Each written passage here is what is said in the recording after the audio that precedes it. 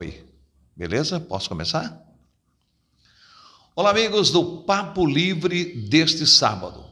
Hoje nós temos um convidado especial, nosso padre, o Padre Chico, que está com a gente na programação. Nós que estamos vivendo a semana do Cerco de Jericó, uma semana inteira de acontecimentos extraordinários em nossa igreja, e nós estamos chegando ao final de semana, o fechamento do Cerco do Jericó.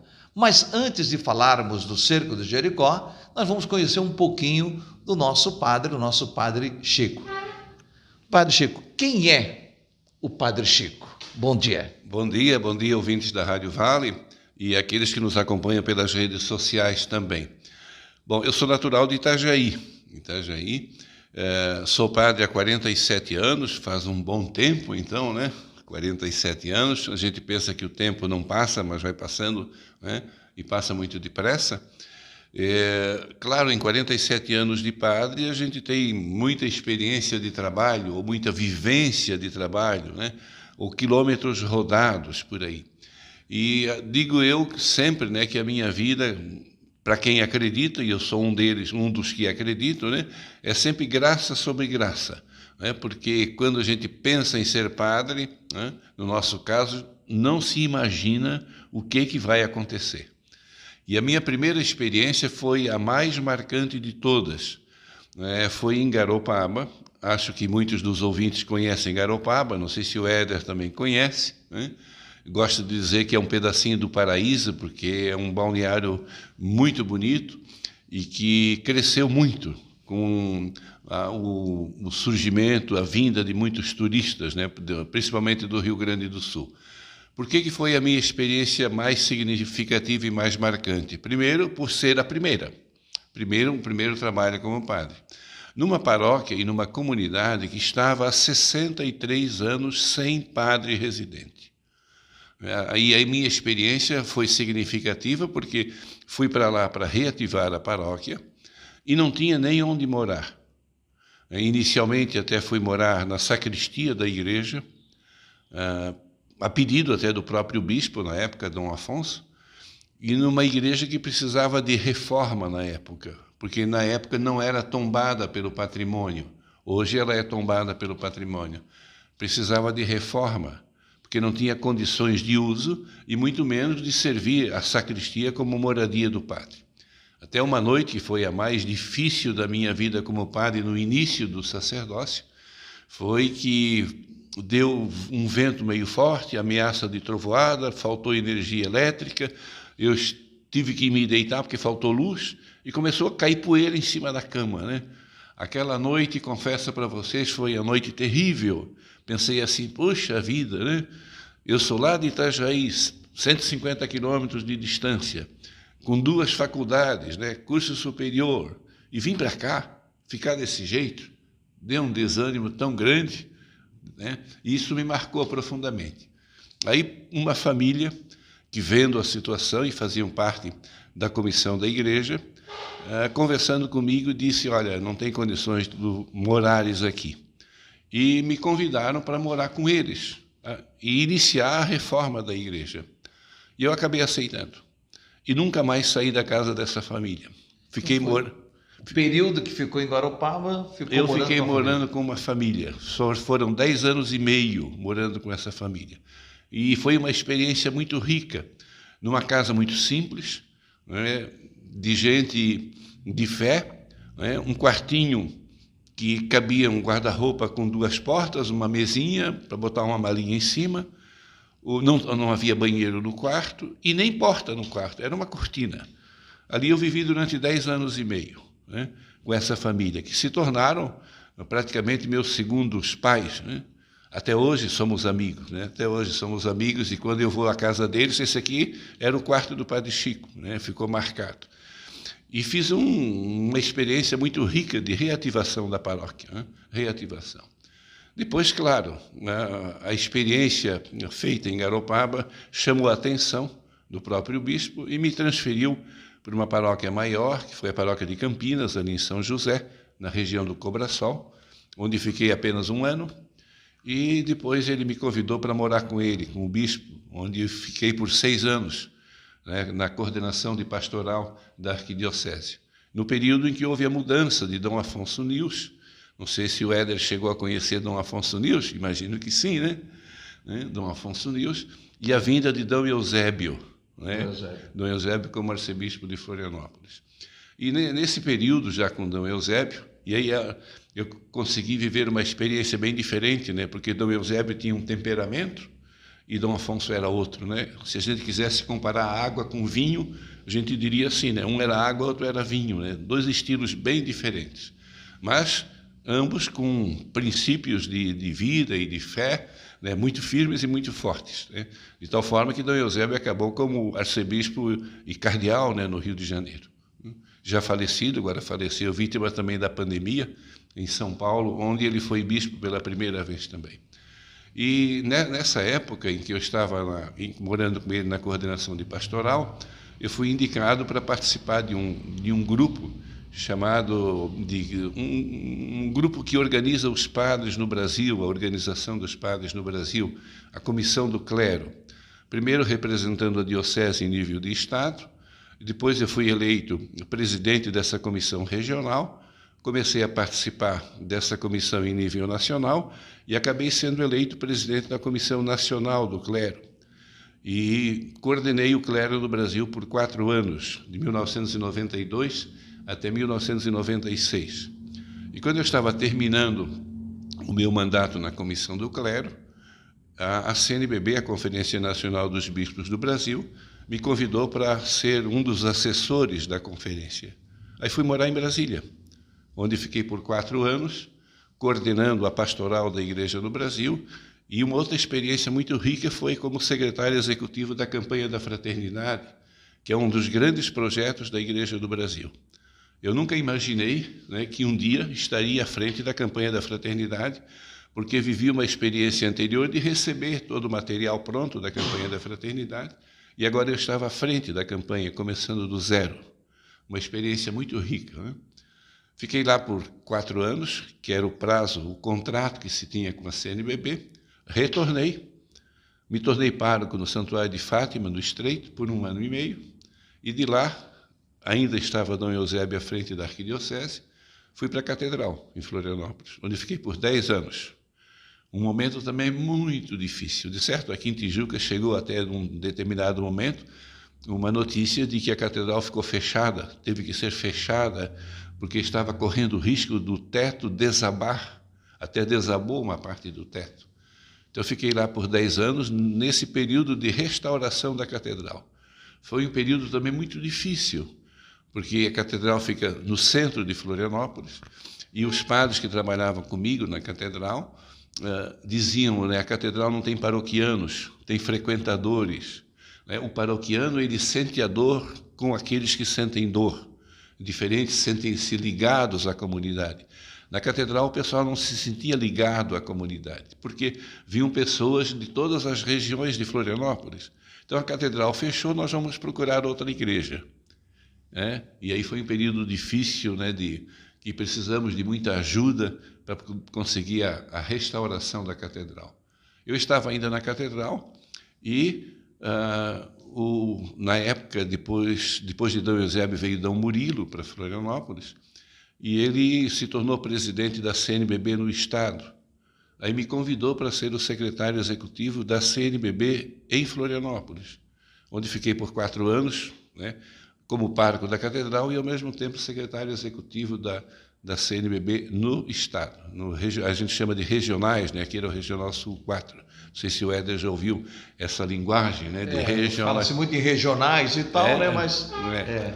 Então, eu fiquei ali como pároco da catedral e secretário do regional, e com isso eu voltei a frequentar a CNBB em Brasília, porque o secretário regional tem encontros em nível nacional.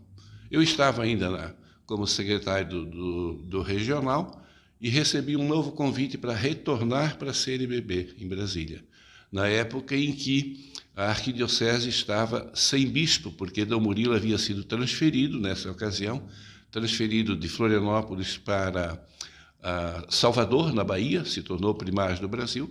Estávamos até aqui sem bispo, né, na diocese, e recebi o convite para retornar para a CNBB. E aí foi muito interessante, aconteceu um fato muito engraçado, porque na época o presidente da CNBB era Dom Raimundo Damasceno Assis, acho que vocês já ouviram falar, né? Ele se tornou depois arcebispo em Aparecida, no norte, né?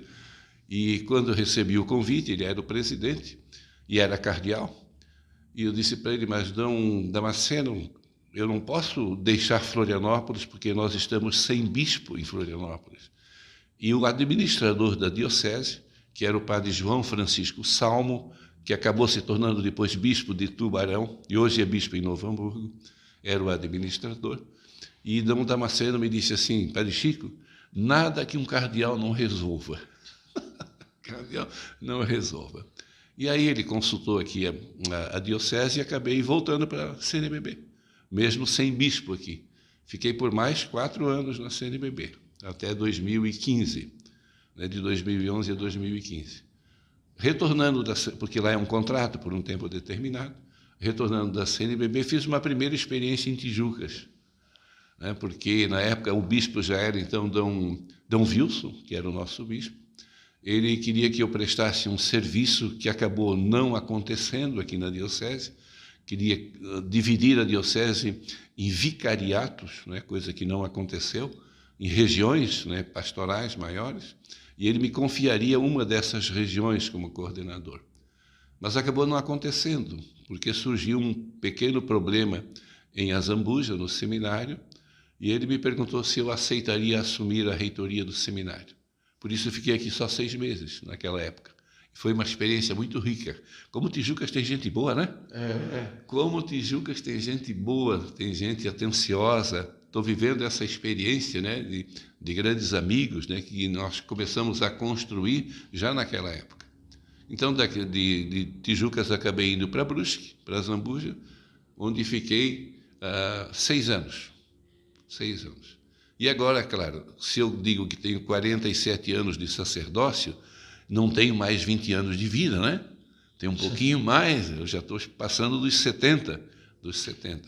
Então, saindo de Azambuja, eu pedi para Dom Wilson, eu quero acho que tenho condições de ajudar ainda em alguma coisa, mas quero sair da linha de frente, né? Quero vir para a retaguarda, ajudar, porque 72 anos já a gente começa a pensar em, como diz a história, né, sair da raia, na verdade, dar um lugar para outro. É minha história, é minha história. Padre Chico, para fechar esse primeiro bloco desse bate-papo legal, contar um pouco de história, como a gente até brincou ontem, quando eu conversava com o senhor, dizendo que precisaria de 2, 3 programas para a gente poder falar do Padre Chico. Mas, Padre Chico, o senhor falou de várias situações muito positivas, né, dessa sua trajetória como padre. Eu também tenho que lhe fazer essa pergunta nesse sentido, com a sua experiência adquirida, né? Como é que você está vendo esse momento da igreja, o momento em que a igreja vive o hoje? Né? Ontem até, ou melhor dizendo, nas celebrações que estão acontecendo no Cerco de Jericó, elas são muito ricas nesse sentido, né? Uns usam o termo da caminhada, Deus te convida para caminhar, para ir ao encontro, né, das pessoas, esquecer o que passou, né? E como é que você está vendo essa mudança, como padre, com a sua experiência vivida? Eu lembro de uma entrevista, né, me fizeste lembrar uma entrevista que eu concedi a uma emissora de televisão, quando eu estava à frente da comissão do clero, estávamos realizando um encontro nacional do clero, e o repórter perguntou sobre o crescimento da fé ou diminuição da fé na Igreja Católica. Eu disse para ele, a fé está sendo vivida de uma maneira diferente. Nós vivemos um tempo em que a fé era vivida comunitariamente. O pessoal ia à igreja. Hoje, o pessoal vive a sua fé individualmente. Se a gente fizer a pergunta, você crê em Deus? Ele vai dizer, creio. Você vai na igreja? Não, eu não vou na igreja. Mas ele acredita. A fé é vivida individualmente. E a gente percebe, né, que, olhando sob esse aspecto, dá a impressão de que a igreja está se esvaziando. Mas, na realidade, não é. O cerco de Jericó, aqui em Tijucas, está mostrando algo exatamente o contrário, né? A maneira de fazer com que a mensagem de Deus chegue às pessoas chega às pessoas, pode trazê-las de novo para a igreja. E isso está acontecendo aqui, não só no cerco de Jericó. Eu fiquei impressionado, foi com a festa do Espírito Santo também. E dizia até para o padre Elisandro, quando se fazia uma avaliação da festa do divino, né?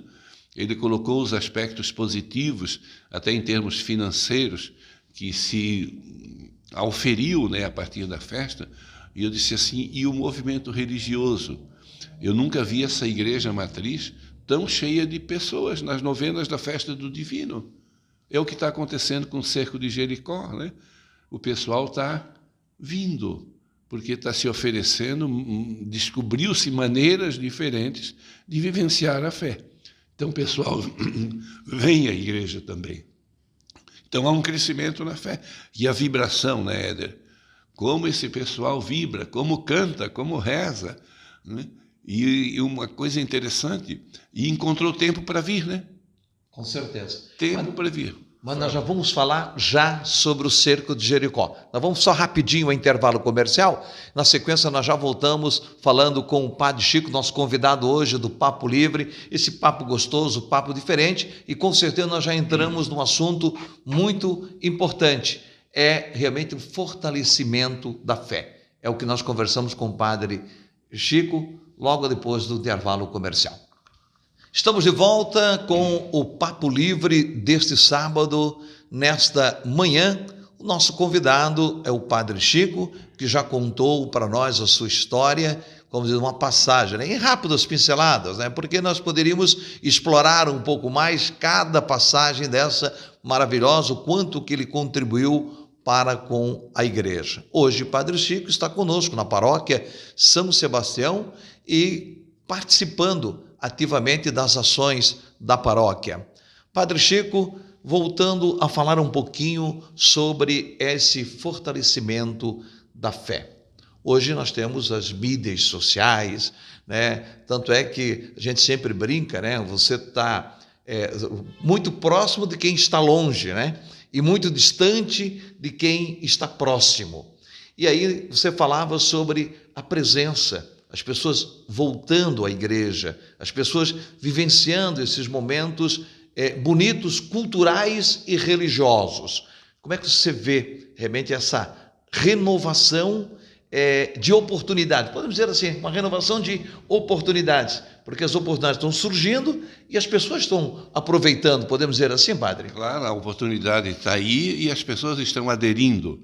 E depois tem uma coisa que é muito interessante, a multiplicação dos locais de culto. Multiplicação dos locais de culto. Então, muitas pessoas às vezes dizem a igreja está se esvaziando, voltando àquela conversa inicial daquele repórter de São Paulo, né? Além de cada um viver a fé individualmente, as comunidades se multiplicaram. De uns tempos para cá, quantas igrejas novas surgiram em Tijucas? Eu sou natural de Itajaí. Quando eu me criei, o município de Itajaí, que hoje tem 210 mil habitantes, por aí, era uma única paróquia. Hoje são 8 paróquias diferentes. Então, quantos lugares de culto que surgiram? Em Tijucas, a mesma coisa. Se olharmos aqui as igrejas mais antigas de Tijucas e olharmos as mais novas, a gente vai encontrar comunidades novas que estão surgindo.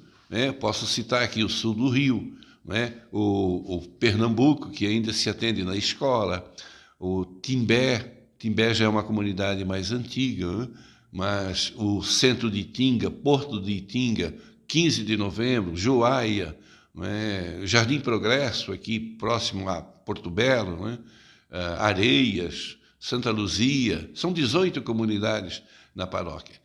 E aqui eu gosto sempre de destacar, e tenho dito, o trabalho muito intenso feito pelo padre Elisandro. Ele é trabalhador. Esse homem trabalha, não sei como é que ele dá conta, porque todo final de semana todas as comunidades têm assistência religiosa. Isso não é comum por aí, né? Então, a gente oferecendo opções alternativas, a pessoa vem, né? E se transmite a fé de uma maneira muito diferente. Eu noto como o pessoal reage, quando a gente fala por aí, Gosto muito de contar histórias, e dar exemplos, O pessoal grava os exemplos que a gente dá. E o padre Elisandro também tem essa experiência, o padre Anderson, a mesma coisa, né? Então, o fato de oferecer oportunidade vai atraindo as pessoas também. E a divulgação, porque os meios de comunicação hoje favorecem, né? A Rádio Vale faz um trabalho bonito, né, de transmissão das missas, até Santa Paulina. Eu, quando estou celebrando aos domingos por aí, vou escutando a Rádio Vale, né? E tem até o Café com a Vale, começa domingo de manhã, e tem um programa que acho que já em particular conversei contigo, né, Éder, né? Aguardando a Santa Missa. Quem é que faz isso numa rádio? Aguardando a Santa Missa. E o Éder, parabéns por aquilo que tu fazes, porque eu tenho ouvido, né? Vai preparando para a celebração da Eucaristia, a transmissão da missa do Santuário Santa Paulina, não é verdade? Então, isso tudo vai favorecendo as ofertas que se apresentam, atraem as pessoas. E isso a gente percebe muito claramente aqui em Tijucas, né? A vibração, a intensidade, a participação, né? A quantidade de pessoas participando da vida da igreja. Padre Chico, questão do cerco de Jericó. Nós estamos na 4ª etapa do cerco de Jericó. Eu tive o privilégio de participar de todos, né, inclusive nos outros até muito mais ativamente, com programação e trazendo muito mais informações a respeito do cerco de Jericó. O 4º cerco de Jericó, domingo, nós tivemos a igreja lotada e nós estamos tendo presença de padres diferentes, e o que me chama a atenção, padre, e até gostaria que o senhor me ajudasse nesse sentido, né, é que os padres que aqui vêm, parece que eles incorporam algo diferente, né, se transformam, vão lá no passado e conseguem trazer algo do presente, e que faz nós ficar imaginando, viajando naquelas homilias fortes, firmes, que vão nos fortalecendo. O senhor, como está observando toda essa movimentação, toda essa participação, é porque se está se fortalecendo aquele momento forte de oração? Olha, eu tenho aprendido muito com esse cerco de Jericó. Até nas homilias que tenho feito nos outros horários, porque nós da paróquia celebramos em outros horários, né? Tem uma missa às 3 da manhã, que eu fiquei admirado com o número de pessoas participando, 3 da manhã, 3 da madrugada. Tem outra missa ao meio-dia, que tem uma boa participação às 3 da tarde, e a gente diz que essa missa das 8 da noite é a missa principal, né? Não que as outras não sejam importantes, todas o são, né? Mas o fato de trazer alguém é uma voz diferente, né, que repassa ou partilha com a comunidade de uma forma diferente o que outros padres já têm feito por aí, né?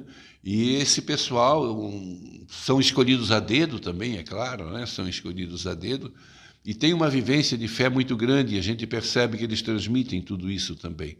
E eles conseguem atrair, né, o pessoal, porque nem todos têm o mesmo estilo na celebração da Eucaristia. Cada um é diferente, é como dirigir um carro, né?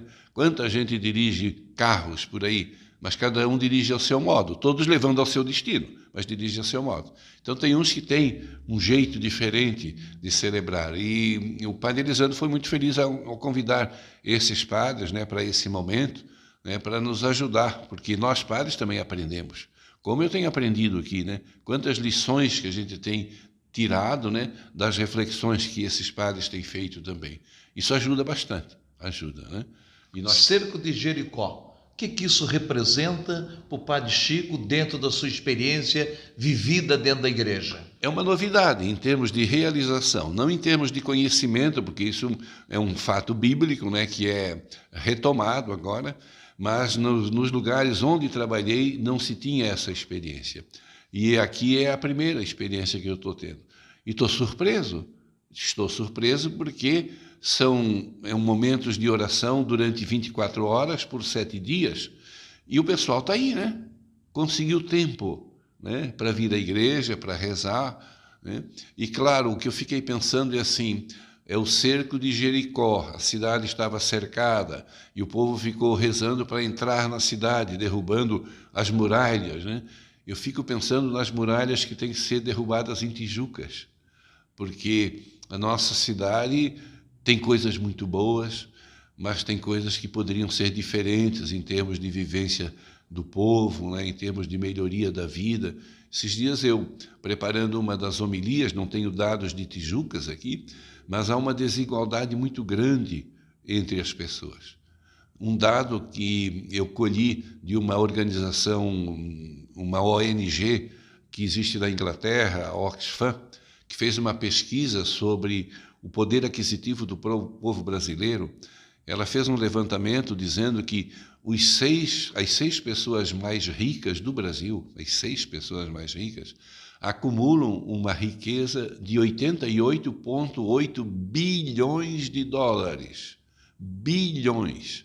Transformados esses 88,8 bilhões de dólares em reais, né? Daria 460 bilhões de reais. 6 pessoas. E aí essa organização fez uma comparação. Quantas pessoas nós teríamos que juntar dos mais pobres do Brasil para que a soma da riqueza desses mais pobres do Brasil se equiparasse a desses 6 brasileiros mais ricos? Resposta: 100 milhões de brasileiros. Quer dizer, a riqueza de 6 homens, né, pessoas, e a empresa dá o nome dessas pessoas, né, corresponde a que possuem juntos 100 milhões. Aqui em Tijucas não existe essa desigualdade, né, mas há desigualdades também, né, no município. Então, o que a gente precisaria é rezar, né, derrubar essa barreira da desigualdade, né, da falta de amor ao próximo, quem sabe, né, que existe ainda muito, né, e que faz muita gente sofrer. Há dificuldades no campo da saúde, não é verdade? No campo da educação, da segurança. A gente vê, às vezes, notícias que a própria Rádio Vale dá, né, de coisas desagradáveis que acontecem por aí e que marcam a vida da gente, Padre Chico, dentro dessa linha, eu posso lhe perguntar e gostaria que o senhor pudesse explicar. Eu escutei isso uma vez de um padre, né, em que ele falava que nós procuramos a felicidade onde ela não está, e ela está muito próximo da gente. Quando a gente participa de um evento como esse, do Cerco de Jericó, talvez é a oportunidade de nós acordarmos para a realidade e termos uma visão ou uma concepção de que a felicidade ela está muito próximo da gente. Há um conceito, eu acho que errôneo, de felicidade. Quando eu tenho a oportunidade de celebrar ou assistir um casamento, fazer um casamento, eu gosto sempre de fazer esse comentário. Muita gente pensa assim: eu vou casar, eu vou fazer isso, eu vou fazer aquilo para ser feliz. Isso é egoísmo. Isso é egoísmo. Se eu penso em eu quero ser feliz, né? Então não me importa como é que vai o outro. Agora, se eu disser assim: eu vou fazer de tudo para que o meu companheiro com quem eu vou casar, olhando o casamento, a moça com quem eu vou casar, coisa parecida, né? Eu vou fazê-la feliz, fazê-lo feliz, vai dar certo esse casamento. Porque é pensar no outro, né? Se todo marido pensasse no bem da sua esposa e toda esposa pensasse no bem do seu marido, os dois seriam felizes. E aí precisa haver um pouquinho de sacrifício. Quanta coisa eu tenho que deixar de lado para que o outro possa viver bem ao meu lado. Então, o grande problema, o buscar a felicidade, é esquecer do outro que está comigo, que está vivendo comigo, que está vivenciando. Eu só me sinto feliz quando eu vejo que o outro que está comigo está bem também. Esse é o grande problema, eu acho, hoje, que é o egoísmo que impede as pessoas de serem felizes e buscarem no lugar errado a felicidade, né? Felicidade não é só buscar o próprio prazer. O prazer pessoal, ele se torna grande quando eu penso no outro, né? Pensar no outro. Padre Chico, nós poderíamos conversar aqui um monte, né? Até fico um pouco triste de ter pouco tempo, né? Porque por as questões adversas, né? até por questões temos também... tempos limitados, Isso, temos tempos limitados, mas com certeza eu gostaria de poder estar conversando com você de vários pontos importantes, com o seu conhecimento, mas foi muito gostoso poder ter esse papo livre com vocês, papo legal, né? Porque sempre dizia nos antigos, né, meus avós e tal, né? Nós temos 3 autoridades na cidade, né? Aí eu perguntava, mas o que é vô? Qual é as 3 autoridades? É o delegado, é o prefeito e o padre, né? E aí quando nós vimos o padre, nós, né, sempre, né, mas depois a gente com a vivência, fui 14 anos coroinha, né? Então fui para o seminário, mas aí não deu certo, padre. Não deu certo no seminário, mas vivo, né, esse momento tão gostoso que é poder participar da igreja, poder vivenciar essas coisas boas que a igreja nos proporciona, né? Muitos momentos eu falo isso no Esperando a Santa Missa, de que nós temos que ouvir, né, e tentar entender um pouco mais daquilo que Deus quer nos falar. E você acabou de falar isso, sobre o amor ao próximo. E todas as vezes, né, inclusive nas leituras que estão acontecendo no Cerco de Jericó, ele nos coloca nesse sentido, né?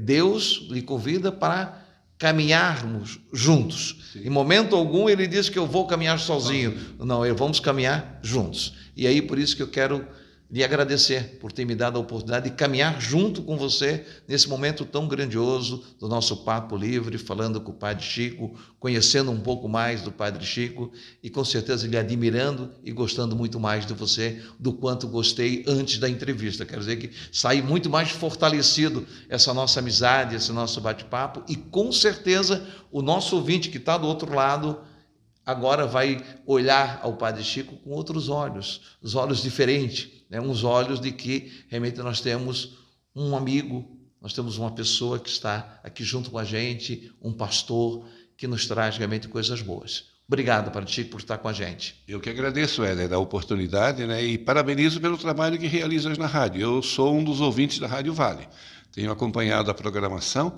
né, e fico admirado, né, com a força que a Rádio Vale tem, né, e esse espírito cristão que ela transmite, né. Isso é muito importante, porque é uma forma de também fazer com que as pessoas vivam felizes, quando a gente transmite a felicidade que está vivendo pessoalmente. E, principalmente, tu sabes, né, eu gosto muito de futebol. É uma das minhas cachaças do futebol. Parabéns pelo trabalho que realizas no futebol, né? Obrigado. Isso é uma coisa muito boa, que foi uma experiência que fiz, que um dia a gente pode até conversar, né? Em Garopaba, quando estive por lá, foi organizar um campeonato de futebol e foi criada a Comissão Municipal de Esportes.